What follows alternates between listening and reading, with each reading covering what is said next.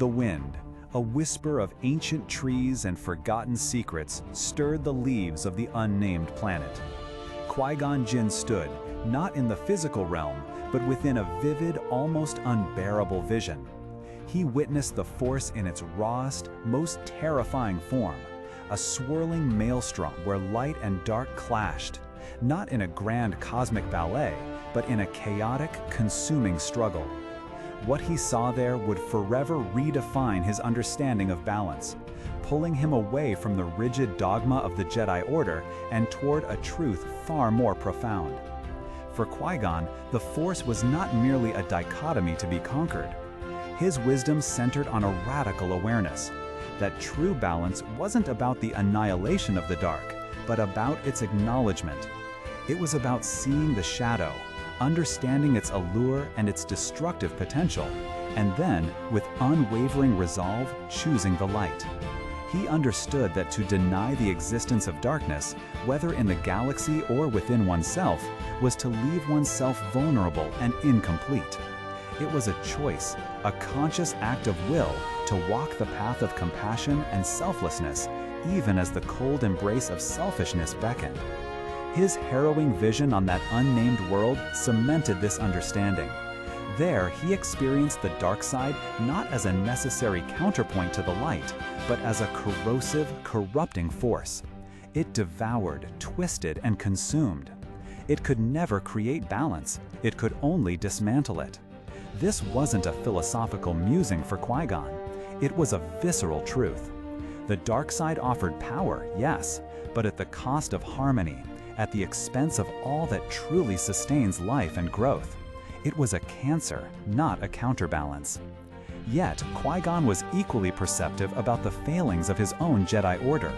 He saw their rigid adherence to a doctrine of absolute light, their steadfast refusal to even acknowledge the potential for darkness within their own ranks, let alone within themselves, as a profound form of imbalance. By denying the shadow, they failed to understand it. By fearing it, they inadvertently gave it power. This denial fostered a brittle purity, leaving them ill-equipped to truly comprehend the insidious nature of the dark side when it inevitably manifested. They sought to lock away darkness, hoping it would simply cease to exist, rather than learning to navigate its currents with wisdom and self-awareness. This is where Qui-Gon's middle path emerged, a philosophy of awareness without submission. It was a path that demanded introspection, honesty about one's own vulnerabilities, temptations, and negative emotions, but critically, without allowing those darker impulses to dictate one's actions or define one's being. It was about observing the darkness within, acknowledging its presence, understanding its roots, and then consciously choosing to act from a place of light. This wasn't a weakness, it was a profound strength, requiring immense discipline and self-mastery. He tried to impart this sophisticated understanding to others, most notably to the priestess Than, who was struggling with her own connection to the Force. He urged her to find harmony, to listen to the living Force, to understand its ebb and flow rather than seeking to control or suppress it. He spoke of compromise, not in the sense of moral capitulation, but in finding a way for different aspects of existence to coexist, for understanding to bridge divides.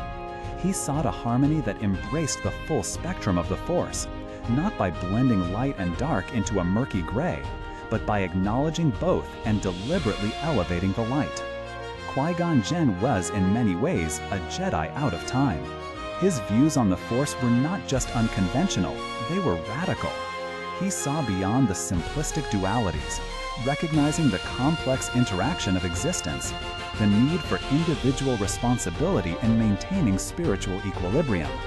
He believed in the inherent goodness of the Force, but also its capacity for corruption, and our constant obligation to choose wisely. His philosophy was less about winning a battle and more about living in harmony with the vast, intricate tapestry of the universe. It was a sophisticated view, built on intuition and profound empathy, that illuminated a path for the Jedi that few were ready to walk. His legacy, though cut tragically short, continues to echo through the Force, a reminder that true understanding comes not from denial, but from courageous, conscious awareness. It is a philosophy that invites us to look inward, to acknowledge all parts of ourselves, and to make the deliberate, daily choice to walk in the light. What are your thoughts on Qui-Gon's unique perspective?